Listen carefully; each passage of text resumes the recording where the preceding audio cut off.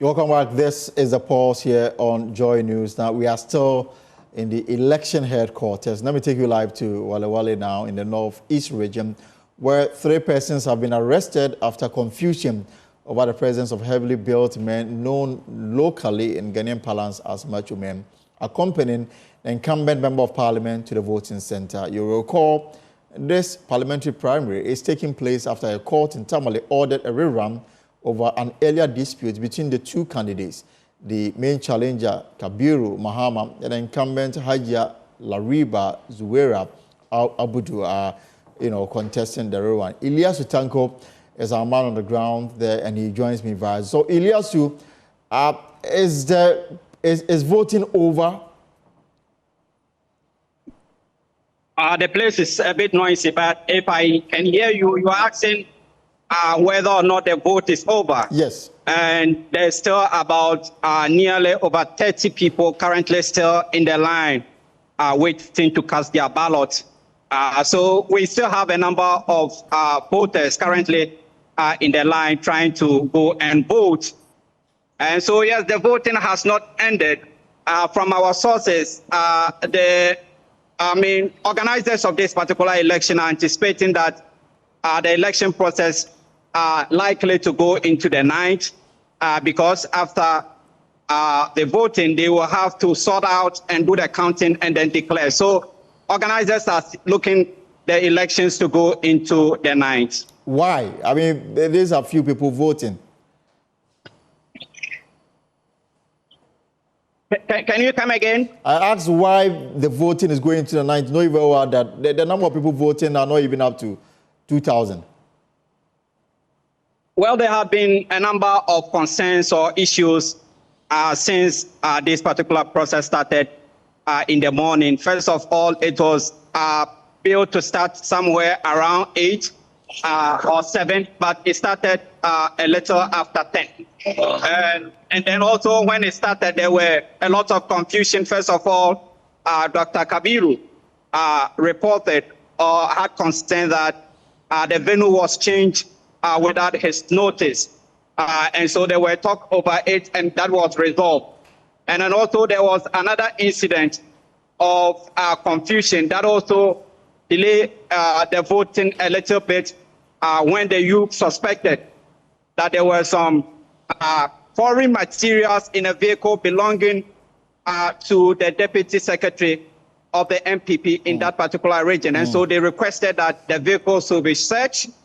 There was confusion, but later on the police was able to search the particular vehicle. As we speak, we still don't have official confirmation what was found in this particular vehicle, but our sources are claiming that there were staff ballot papers in the vehicle. Others are also claiming that a catch or large weapons, quantity of weapons were found in this particular vehicle. As we speak, the police have filed the vehicle to the municipal police headquarters where they are continuing investigation. And then just after voting had resumed after this particular confusion, there was another confusion when the incumbent member, of course, the controversial incumbent member of parliament came to the voting ground with a number of heavily built men, locally called macho men. Their presence also ignited some confusion because supporters of Dr. KB resisted, and a number of people were beaten. The military had to come in, and then 3 persons were arrested. We understand all these supporters of Dr. Kabiru. He's taken up the matter. We understand he has visited the police station to talk with the police to understand on what basis his supporters were arrested. So these are some of the reasons that we understand are delaying or have delayed this particular election. Yeah, and these allegations we cannot prove as of now, but the arrest, what resulted in the arrest?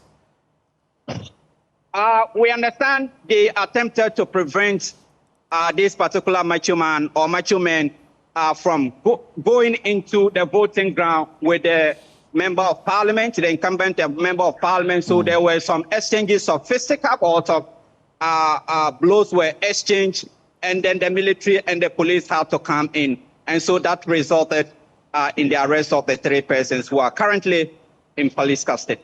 So clearly, the atmosphere is very charged.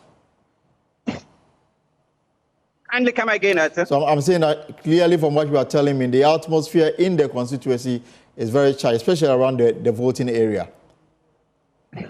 Well, the voting area is highly restricted, even for members of the media. As we speak, the whole of the morning, we have not been able to access the voting center. It is restricted areas for the media and even voters themselves, because they have to stay outside. They are cleared before they go closer to the voting ground. As we speak, we still don't know what is happening where the voting is entered, because we are not allowed to go in and monitor the process. So in terms of what is happening where this particular voting is happening, that is the Pentecostal Church building in Walewale, we cannot report because we have been denied access to the voting ground. And whose decision was it to prevent the media from even covering what is going on? Say again? I'm saying, whose decision was it to prevent even the media from recording or covering what is going on?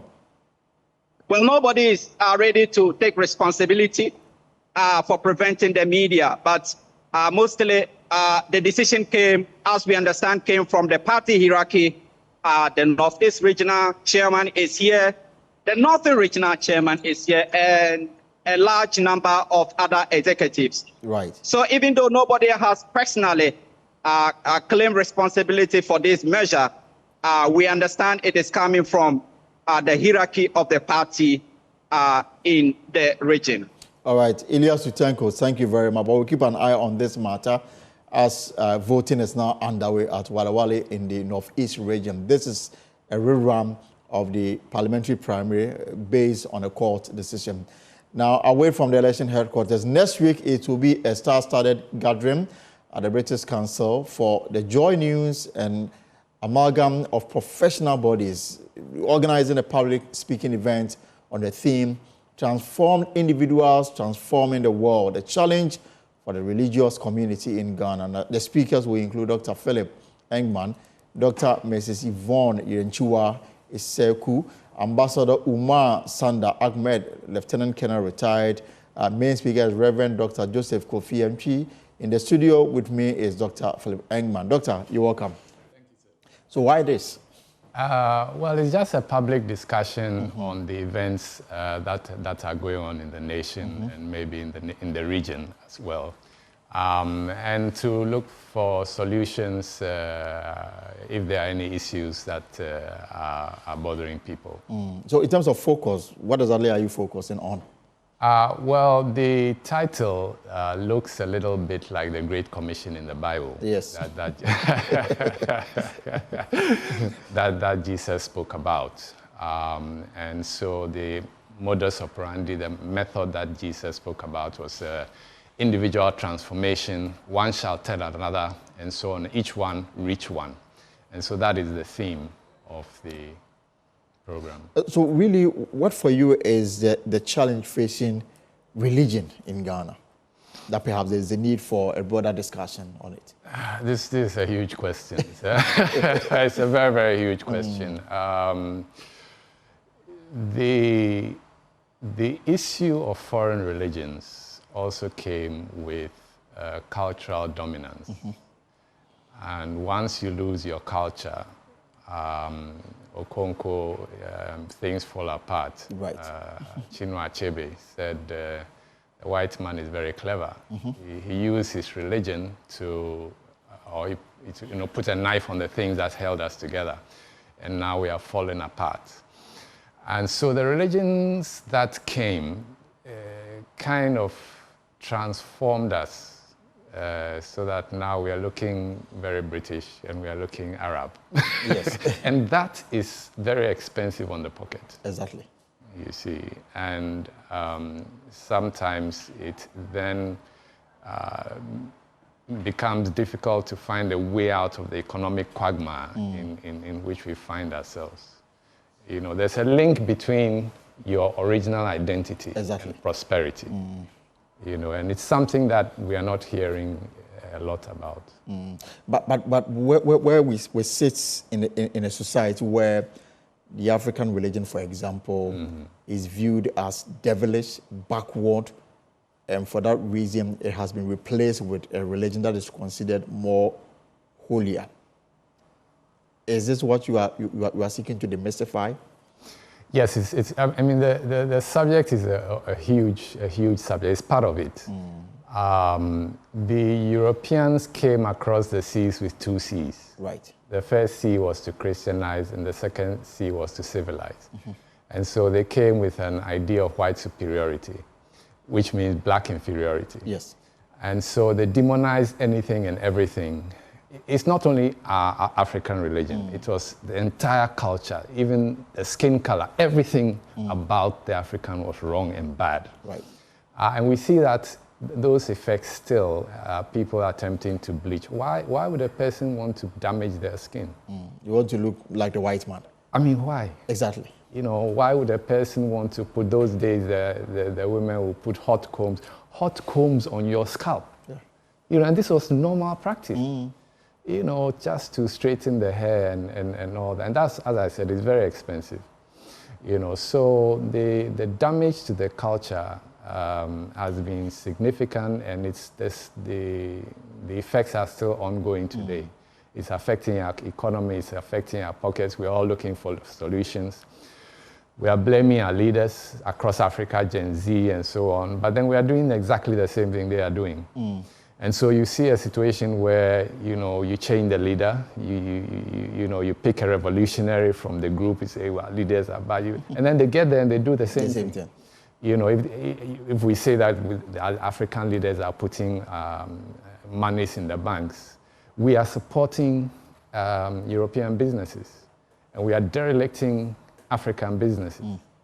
You know, so there's no way we can prosper with this mindset and with this feeling that unless we have something of Europe, unless we have something of the Arab world, we are not complete. There's a deep problem somewhere inside. And that was the damage that was done by the foreign religions. But even as we speak, there are those who are of the view that looking at how our economies has been mismanaged, I mean, it is even better if we still have colonial rule. So clearly the mindset hasn't really changed much. Yeah, the mindset is, I have to say that colonials or the missionaries, both the Arab and the European missionaries did a very good job. It's deep down inside. You know, people actually believe they are European and they actually believe they are Arab. I mean, I'm told there are places in Nigeria where there's, you know, some Nigerians feel they are more Arab than others, and that's also another issue. You know, and all of these things are dividing us as a people. You know, we need to understand that we are African first before religion. So this public lecture is seeking to do what? To get us to bring our minds to that consciousness that is about time we break off this chain of, you know, European and Arabic domination in our way of life. Okay, so we have a main speaker and three discussants. So I'm one of the discussants, and these are some of my personal views on the issue. The main speaker will be looking at the issue of morals and how we can attain or re-attain a certain level of morality, because expert historians tell us that our level of morality was far higher before the white man came. You know, he came to give us Christianity and so on, but he also brought his culture. His culture of atomization, individuality, of selfishness, and so many things. A lot of people don't know that Danish was bombed. The British bombed the entire place, you know, in 1854 or so. That's the kind of culture they brought. Right. You know, so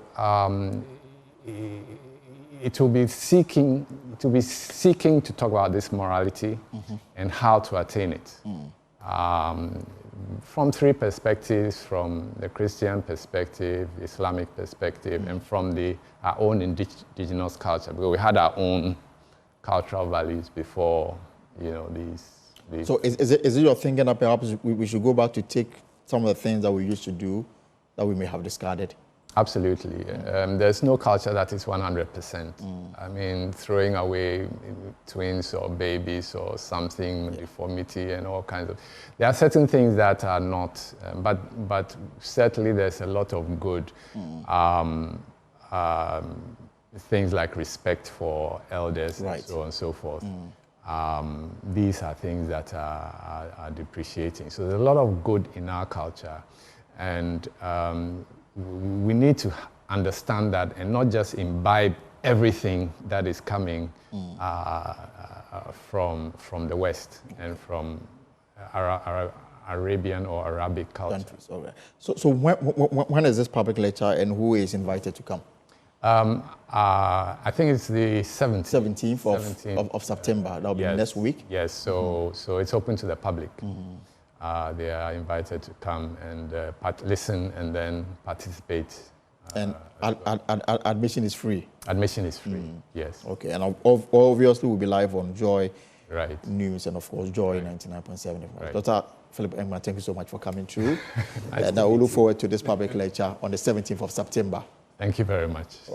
Right, so folks, we'll take a short break and return. This is The Pulse.